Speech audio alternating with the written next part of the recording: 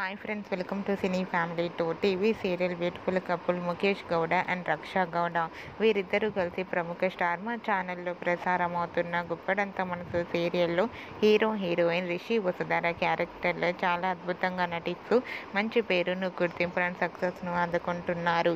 రిషి వసుధర జోడికి విపరీతమైన fan following పెరుగుతోంది. వీరిద్దరూ రియల్ లైఫ్లో కూడా కపుల్ అయితే బాగుండని చాలామంది ఫ్యాన్స్ కోరుకుంటున్నారు.